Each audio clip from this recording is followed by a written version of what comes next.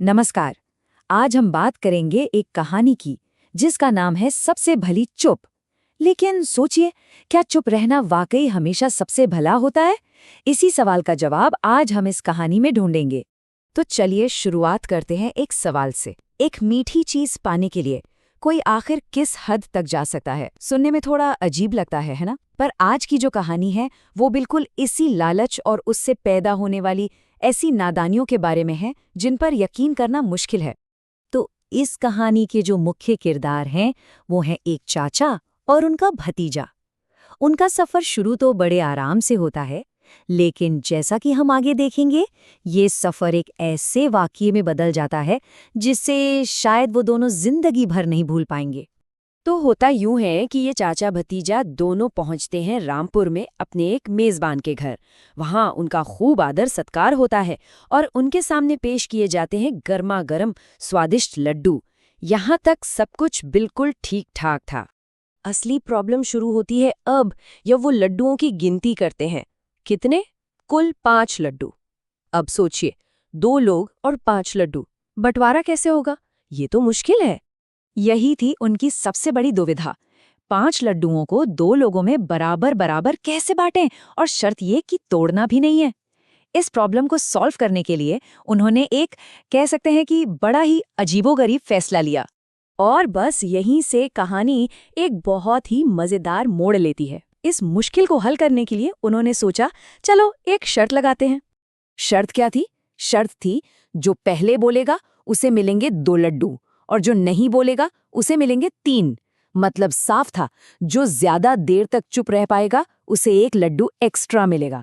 तो ये था उनका पैक्ट, एक कंपटीशन, चुप्पी का कंपटीशन। और इसका प्राइज सिर्फ एक एक्स्ट्रा लड्डू। सोच कर देखिए, सिर्फ एक लड्डू के लिए उन्होंने ये अजीब खेल शुरू कर दिया। और बस इसी के साथ शुरू हुआ उनकी जिद्दी चुप्पी का खेल। लेकिन उन्हें क्या पता था कि इसके अंजाम उनकी सोच से कहीं ज्यादा भयानक होने वाले थे।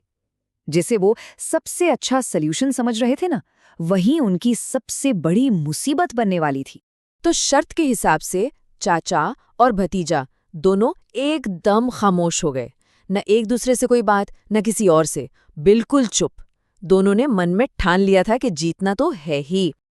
अब जब मेजबान ने इतनी गहरी खामोशी देखी तो वो बेचारा घबरा गया। उसने उन्हें कई बार आवाज लगाई, लेकिन कोई जवाब नहीं। अब उसके दिमाग में उल्टे सीधे ख्याल आने लगे। कहीं ये दोनों मर तो नहीं गए, या शायद किसी सांप ने काट लिया हो।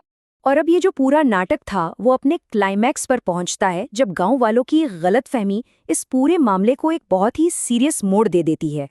तो मेजबान ने शोर मचाया, गांव वाले इकट्ठे हो गए और उन सब ने भी यही मान लिया कि हाँ, इन दोनों की तो मौत हो चुकी है। बस फिर क्या था, अंतिम संस्कार की तैयारियां शुरू हो गईं। चाचा और भतीजे को बांधा जाता है और उन्हें शमशान घाट ले जाया जाता है। और मानिए या ना मानिए, दोनों अब भी एकदम चुप हैं। बात हद से आगे तब बढ़ जाती है जब मेजबान उनकी चिता में आग लगाने ही वाला होता है। जरा सोचिए तो, सिर्फ एक लड्डू के लिए बात अब जान पर आ गई थी। इस क्रूशल मोमेंट पर दोनों के दिमाग में अलग अलग बातें चल रही थी। चाचा, वो अब भी अपनी जिद पर अड़े थे। सोच रहे थे, चाहे कुछ भी हो जाए मैं तो 3 लड्डू ही खाऊंगा, वरना एक भी नहीं। लेकिन भतीजे को अब अपनी जान की फिक्र होने लगी थी। वो सोच रहा था, अरे 3 लड्डुओं के चक्कर में तो मेरी जान ही चली जाएगी। तो अब सवाल ये उठता है कि आखिर इस शर्त को जीता कौन? कहानी के एंड में ये जो मौन व्रत था वो टूटता है, और वो भी बड़े ही ड्रामेटिक तरीके से। जैसे ही आग चिता के बिल्कुल पास पहुंचती है, भतीजा अपनी जान बचाने के लिए जोर से चिल्ला उठता है, अरे भागो यहां से, 3 तुम्हारे और 2 ही मेरे। और इन्हीं शब्दों के साथ उनकी चुप्पी की शर्त टूट जाती है। तो नतीजा क्या निकला? भतीजा पहले बोला, इसलिए शर्त के हिसाब से उसे मिले 2 लड्डू।